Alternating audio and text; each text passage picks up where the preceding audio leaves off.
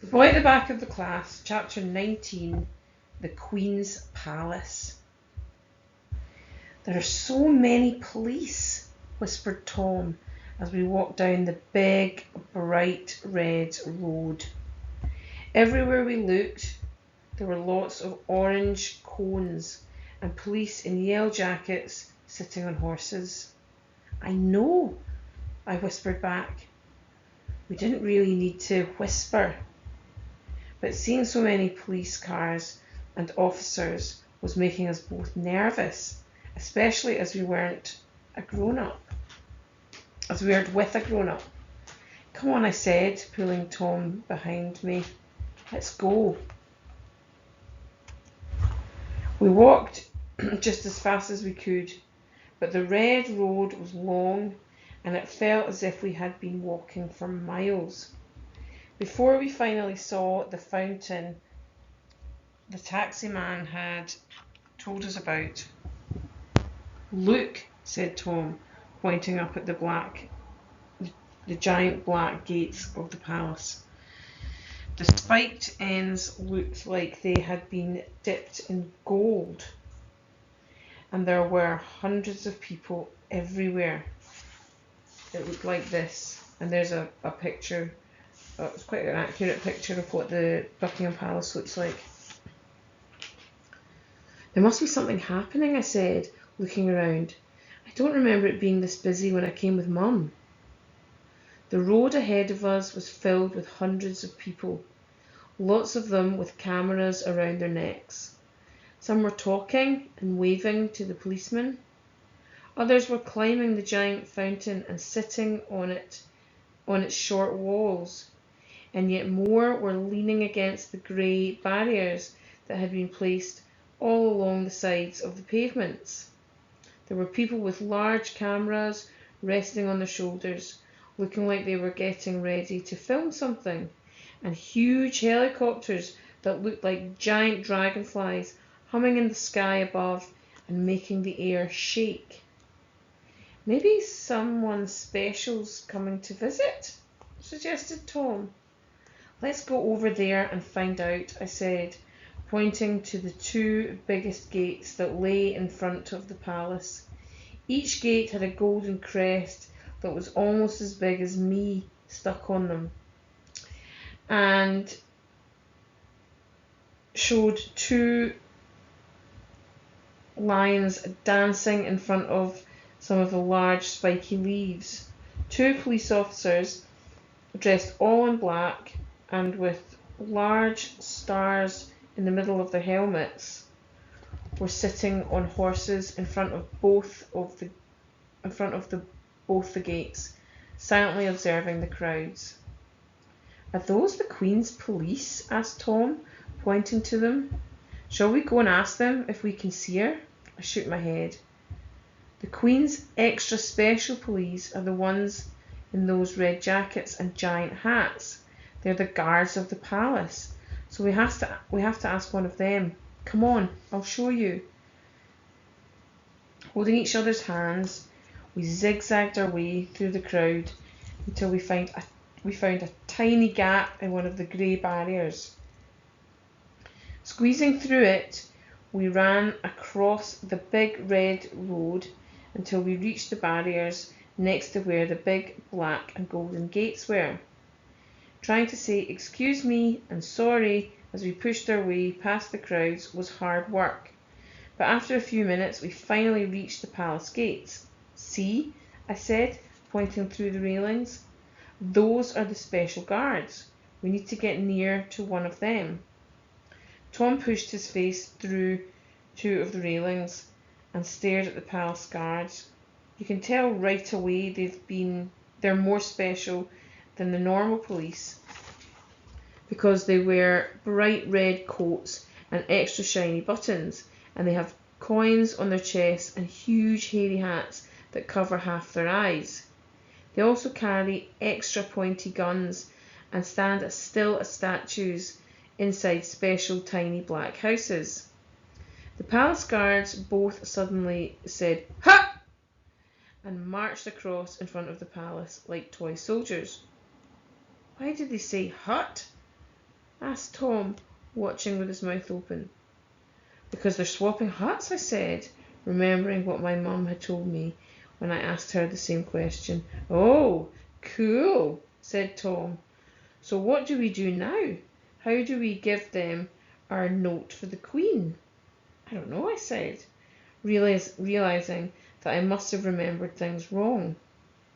When I had come with Mum, I was sure the guards had been standing much closer to the front gates.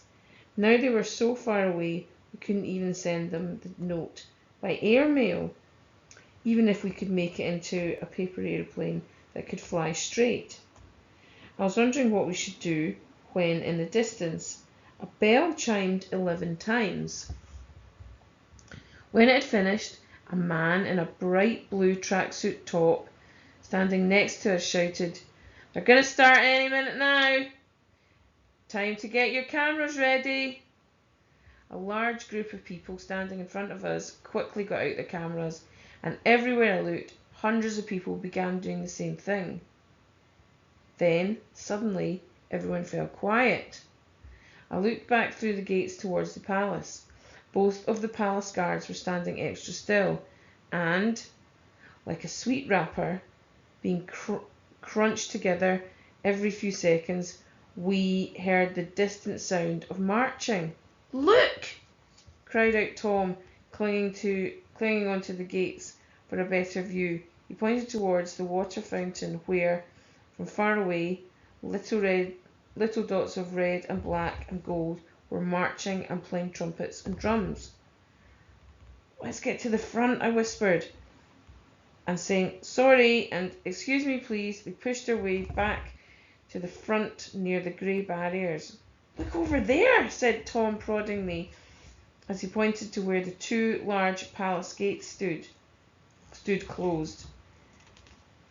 "There's none of those barriers on the pavements there.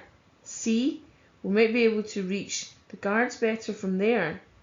I leaned forward just as far as I could and looked more closely. Tom was right. There were no barriers on that part of the pavement at all, which meant anyone standing there could easily pass a note to one of the guards as they marched into the palace. "You're right. Let's get closer," I said. But before we could push our way along the barriers to the corner of the pavement where there were none, we heard a police officer shout, "Everyone, stand back! Stand back! The gates will now open."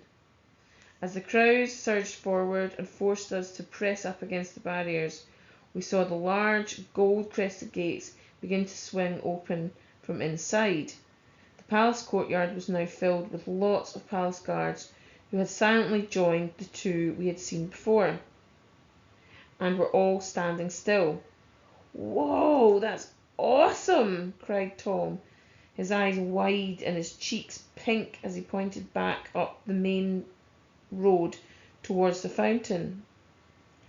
What had seemed like tiny flashes of red and gold and black from a distance had now transformed into hundreds of tall soldiers marching in time as drums and trumpets filled the air, led by a man in a shimmering golden jacket who was carrying a stick topped by a diamond that was as big as a doorknob. They all marched towards the gates with a rush of energy that made the ground shudder. I opened my mouth, but nothing came out. I had never ever seen anything like this in real life before. "10! Ha!" shouted someone from behind the palace gates. All the soldiers immediately stamped the ground with one foot and swiveled around on their extra shiny black boots to face the open gates. The man in the gold coat, said Tom, poking me in the arm. "He must be extra special. Let's give him the note." "But look, they're going in now." Everyone around us flashed their cameras as the man in the golden coat and the palace guards behind him marched closer and closer to the palace gates. The other guards waiting in the palace courtyard suddenly began to march on the spot before beginning to march out through the gates. "Oh, I get it," exclaimed Tom, they're changing over. So those ones are going home, and those ones behind the man in the gold coat are going to stay here with the Queen. But, I turned around, that means the gates are going to be shut as soon as the swap is done. And when they were, we wouldn't have another chance to get our note to the Queen. Tom looked at me with his mouth open, and I looked back at him with my mouth open. And I could tell we had both thought the exact same thought as each other. Feeling my hands start to shake, I pulled the note out of my coat pocket and held it out. We had to do it. We had to. It wasn't every day that you got to go to the Queen's Palace and see her special guards so up close. But even though I tried to make my voice come out, it stayed stuck in my throat. Those are huge, said Tom, looking at the guns the soldiers were holding over their shoulders. I was looking at them too. They were long and had extra pointy ends that suddenly looked more sharp and shiny and much more pointier than they had done just a few minutes ago. The man in the golden jacket and all the palace guards behind him were now beginning to march past us. In just a few seconds, they would be entering through the gates. And when they did, and those gates were closed, there would be no chance of telling the Queen about Amit. And it would be all my fault. I clutched the note tightly. I could feel my heart thumping in my throat and my fingers beginning to sweat. And then, somehow, I began to move. I think when you're the most scared you've ever been in your life, and you have to do something you've never ever done before, your brain switches off and your arms and legs do all the thinking for you, which is why you feel as if you're moving underwater. That's what happened the moment I began running. I felt as though I was running underwater, and as if someone else was doing everything for me, when of course they weren't. It was all me. I felt myself clambering over the barriers in front of me and slowly running out onto the red road. I could feel people's eyes turning to watch me and a sudden breeze on my face. From underneath my feet, I could feel the surprisingly bouncy surface of the road as if it was soft red carpet. And in my hands, I could feel the rough edges of the note all around me. The sound of drums and trumpets and the crunching of boots faded away, and then suddenly I was there, standing behind the last row of the Queen's special guards as they were walking into the palace. I watched as my right hand lifted itself higher and higher and higher until finally it touched a red-coated elbow, and without me even telling it to, my mouth opened and shouted, "Excuse me, sir!" And that's when everything went funny, because suddenly the world sped back up, and there were people gasping, and cameras flashing, and hooves thundering, and helicopters helicoptering, and before I knew what was happening, a looming tower of policemen with extra shiny stars on their helmets surrounded me, blocking out the sky. Everything started to fade away into a sea of black. I felt my legs wobble like a big plate of runny jelly, and a crashing in my ears began to roar as the ground rushed up to meet me.